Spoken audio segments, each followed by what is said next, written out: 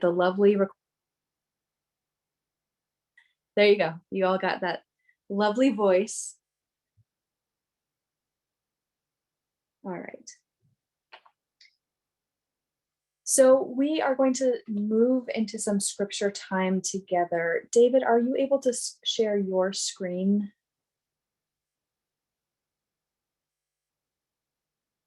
No, I'm operating two different computers tonight.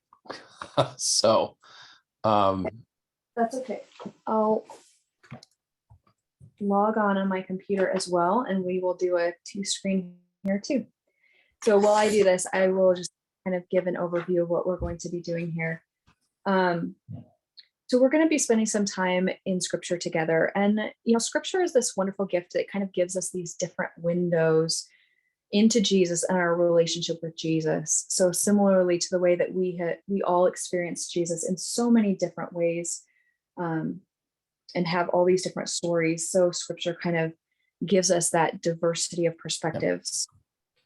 So each scripture gives us this opportunity to pray with it and to reflect in conversation with Jesus. There, thank you, Susan. Wonderful. You're a miracle worker. Yay. All right, so we're going to be spending some time with this. So David, I'm sorry. This is why we have tech support. Yep, thank you.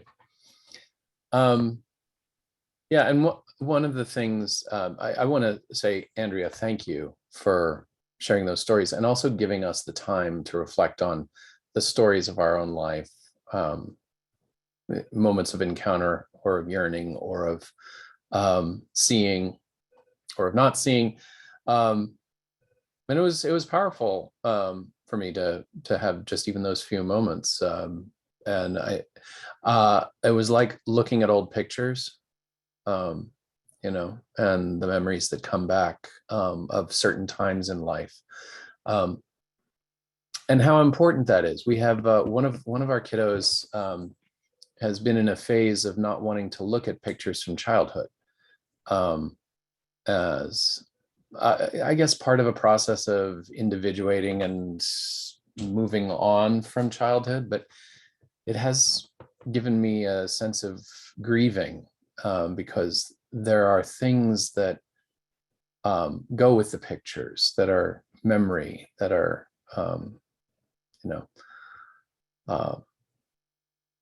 best not to bury too long, right? And so that's because we're complex beings and there's a richness to the whole story that we are. So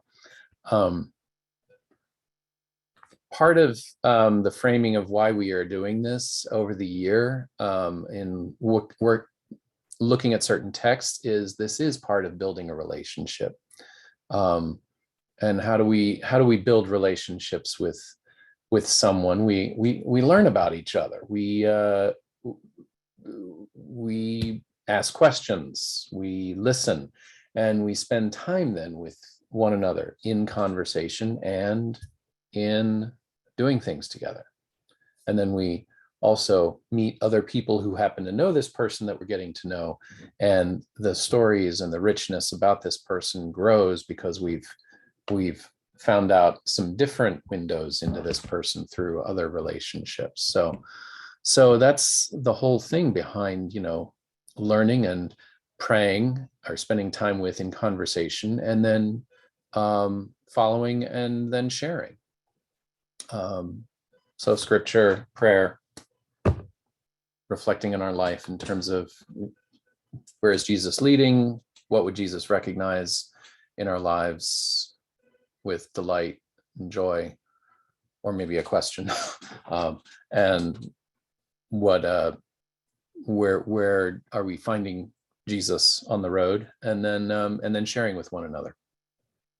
So onto the scripture.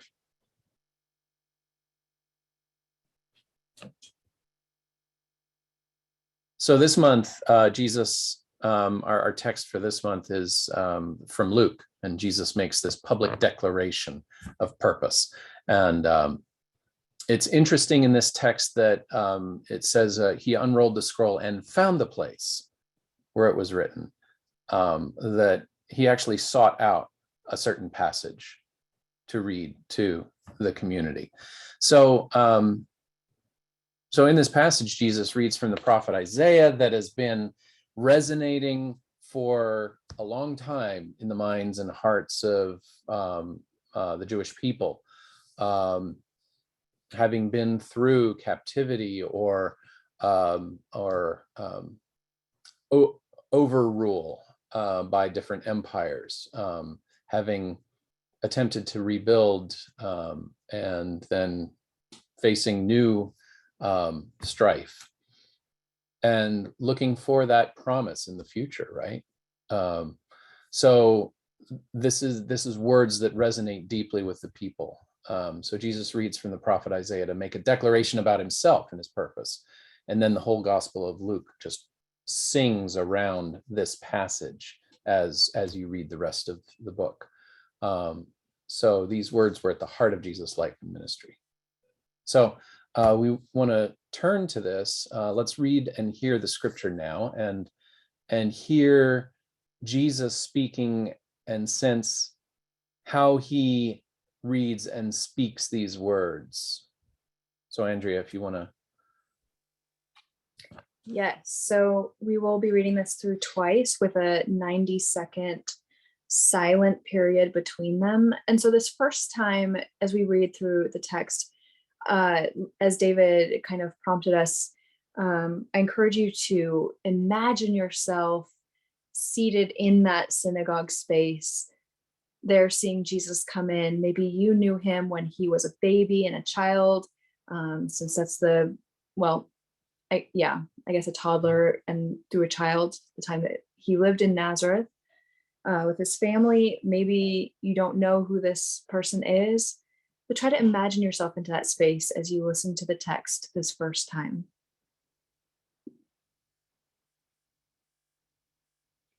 Then Jesus, filled with the power of the Spirit, returned to Galilee, and a report about him spread through all the surrounding country. He began to teach in their synagogues and was praised by everyone. When he came to Nazareth, where he had been brought up, he went to the synagogue on the Sabbath day, as was his custom. He stood up to read, and the scroll of the prophet Isaiah was given to him. He unrolled the scroll and found the place where it was written, "The Spirit of the Lord is upon me, because he has anointed me to bring good news to the poor.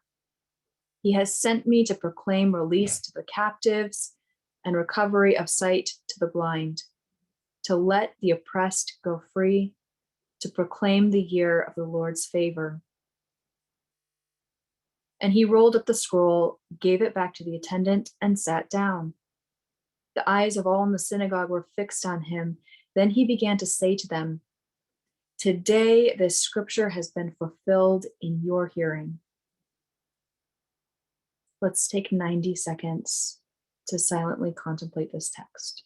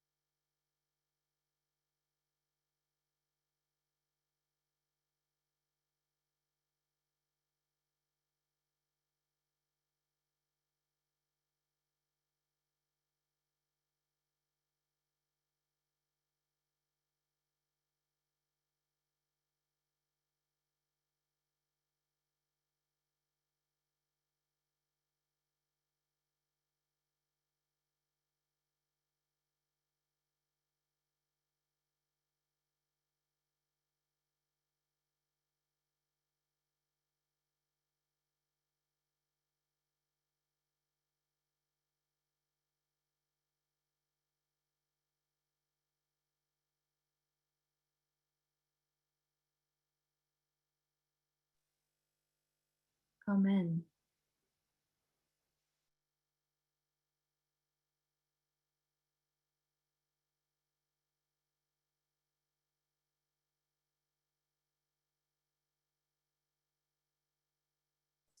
So one more time hearing it. This time, picture your own space at your church, your place of worship, your community of faith. And you're there together, and Jesus rises and reads this text from Isaiah with the passion of making a declaration. How are you receiving Jesus's invitation and declaration? How do you hear it? How does your congregation hear it? What do you welcome and what do you feel uncomfortable about? So listen. Then Jesus, filled with the power of the Spirit, returned to Galilee, and a report about him spread through all the surrounding country. He began to teach in their synagogues and was praised by everyone. When he came to Nazareth, where he had been brought up, he went to the synagogue on the Sabbath day, as was his custom. He stood up to read, and the scroll of the prophet Isaiah was given to him. He unrolled the scroll and found the place where it was written, "The Spirit of the Lord is upon me, because he has anointed me to bring good news to the poor. He has sent me to proclaim release to the captives and recovery of sight to the blind, to let the oppressed go free, to proclaim the year of the Lord's favor." And he rolled up the scroll, gave it back to the attendant, and sat down. The eyes of all in the synagogue were fixed on him. Then he began to say to them, "Today, this scripture has been fulfilled in your hearing."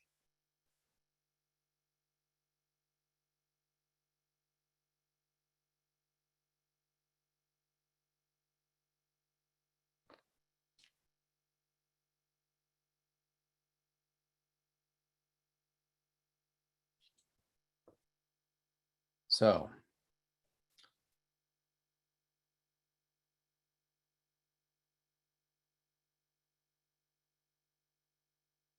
who is Jesus to you in this passage?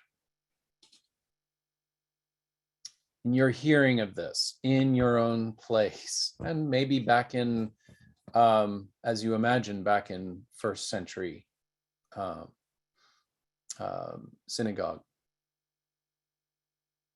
As you meet Jesus in this text where he declares himself and his purpose, who is Jesus to you? And who are you in this moment?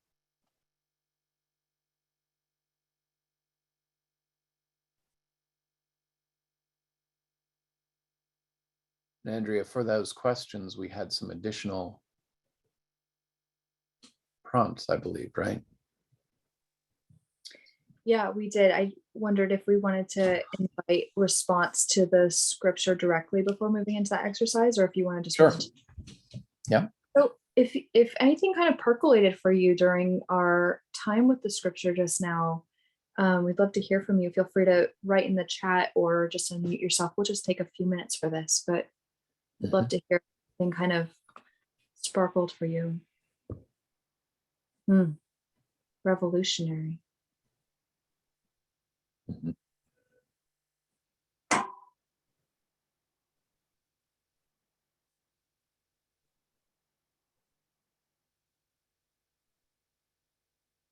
Rebel rouser. Indeed, Tracy. Awestruck. A breath of fresh air. Thank you, Dana.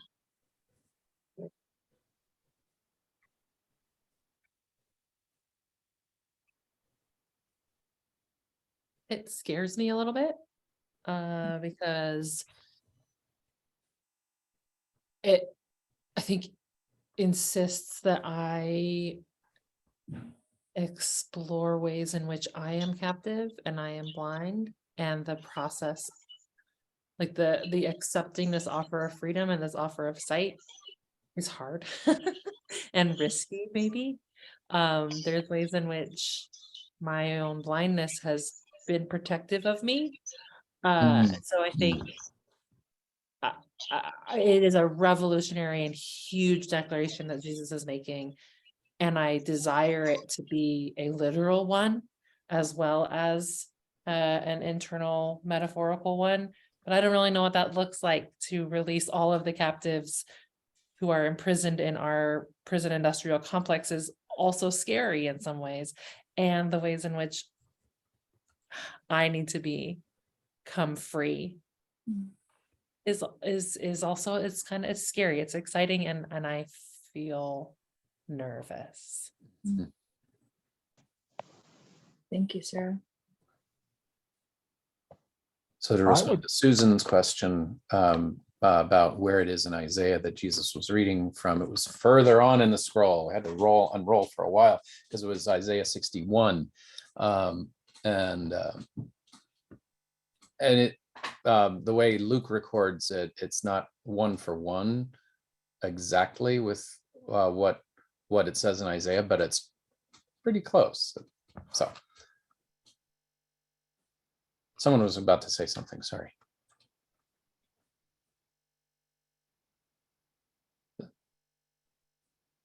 Well, I would say I would feel like I'd be stunned. Like, what's going on here? What am I seeing? Mhm. Mhm. Thank you. I have to agree with Sarah that this Jesus pronouncing this is I in modern day times I'd be the little old lady clutching her pearls. Because I mean, who wants change in the church? And that is what Jesus is calling for. So there's two fears there. One is Sarah's. It's like, oh, I'm not sure I want that for me. But then there's NIMBY too. Not in my backyard, or not in my pew. NIMP.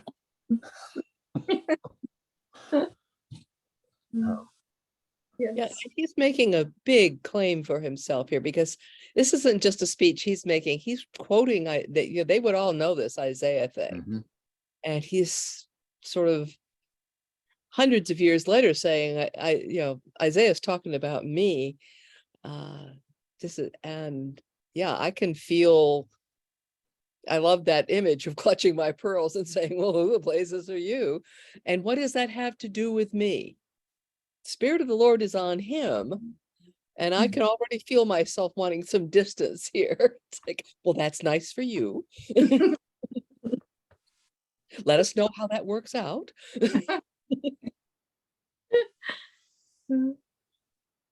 Thank you, Jan. I think he's also calling us to join him in feeding the poor, releasing the captives. I'm feeling he's calling us to participate in that. Well, with that tremendous segue, thank you, Sandy. Let's move into our next phase and join in a bit. Susan, do you have the tool share? Oh, the tool. Hold on. I'm not sure if I do have That document that you were sharing has 3 pages to it. So if you just scroll down, I think you should be able to find it. All right. While we leave Susan with Give me a this. minute. I'll find it. I'm pretty sure that I have mine up, if that would be helpful. Go, Sarah, go. See, multiple people have your back here. I love you all.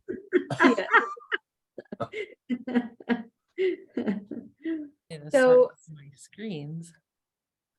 So as David and I were kind of thinking about this and thinking about how to think about this incredible declaration that Jesus made and what that means to us and how to think about that.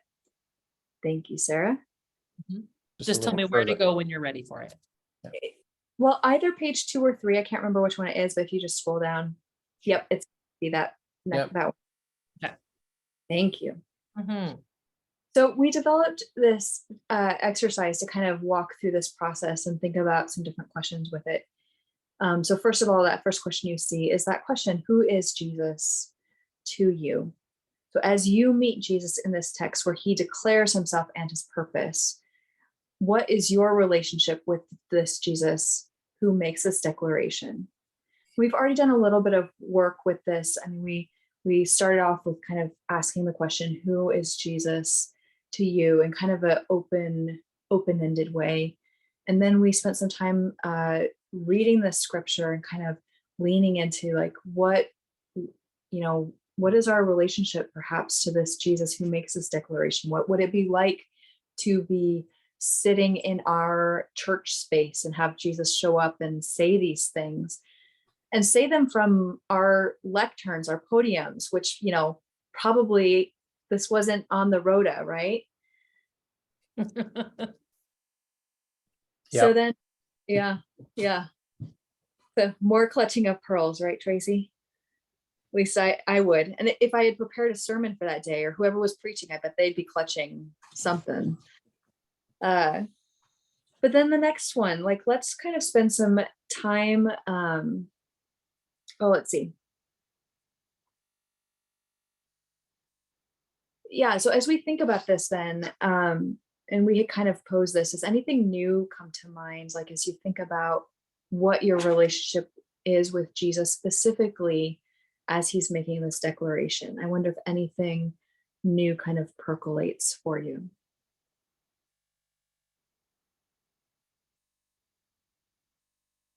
Yeah, and one of the things that is interesting just in terms of what we've shared so far is much of what we've shared so far is about us, about our response. So it says more about who we are, which is part of a relationship. And then there is the other part of, and who is Jesus still in the midst of this and in the midst of my reaction to him?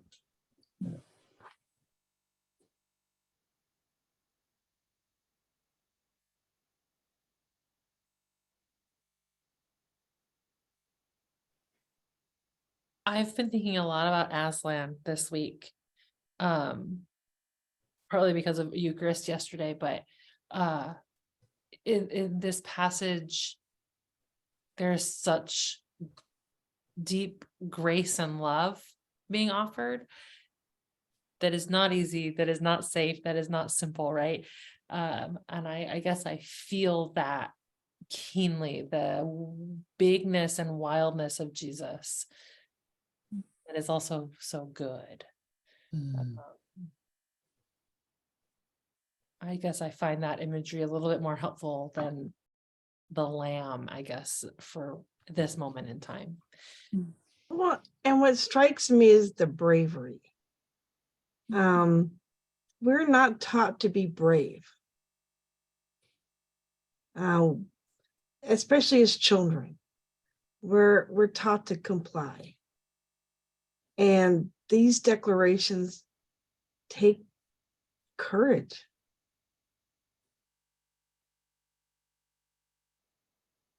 There's a Japanese saying, the nail that sticks up gets pounded down, which is kind of the opposite of an American sense of the squeaky wheel gets the grease. But I think that fear of being the nail sticking up is built into most people in most cultures. I see a lot of times, and reported in the Episcopal News Service, of churches that have boldly stepped out to aid people in their community and have gotten whacked down by the authorities of various kinds. And when All Saints decided over the bitter cold of leading up to Christmas and New Year's to open as a warming shelter, they didn't pay any attention to any rules, at all. And now we're reflecting on it and saying, if we chose to do this again, Mhm. What do we need to know about what kind of trouble is waiting for us? Because it's one thing to do something spontaneously in an emergency. It's another to then be planning to do it and just trying to find out, you know, Mhm. what's going on. So it's where getting up and saying we're going to free the captives and even healing. Well, do you have a license? You know, has the health department inspected your clinic? It's hard to be just sort of bold. It comes at a cost. Yeah, I'm reminded of that church in Oregon that got sued by the city for feeding people because it was against their city ordinance. Mhm. So the thing about the standing up and the bravery, Tracy, that you mentioned in that, one of the questions that we've asked the clergy that gathered, and asking you as well in this exercise, is what's your story? Or, you know, what's your declaration? Who are you as you declare yourself? So that telling your story is one piece, and then what's your declaration? What I'm here for, you know, I'm here to whatever it is. So that's one question we want to invite you into with one another as you have some breakout room time. What's your declaration? And, you know, maybe what's your story out of which that declaration comes, but what's your what am I here for statement? Maybe you haven't been invited to say that before aloud. So a small group is a great thing, you know, a couple of people together to say it is good practice. And then the other is what your congregation, if you can scroll down, what's your church's declaration? What are we here for? What am I here for? What would that statement be? That you have the passion enough, sufficient, that leading of the Spirit upon you, that it's like, this is what I want to say about why I'm here or what I'm intending to do. And so what's your declaration and what's your church's declaration? So we'll take what, about time? I wonder about like 12 minutes or so. Does that sound about right? 15? What do you think, David? Yeah, 12 sounds good. All right, so let's take 12 minutes. And, you know, if you don't have a statement, if you're not prepared to say your statement, maybe just like wonder about some language or kind of play with some ideas that you think might be it. So, you know, if it feels too weighty to, like, you know, carve it in stone, maybe just, you know, This try. is experiment time. Yeah, exactly. All right, here we go.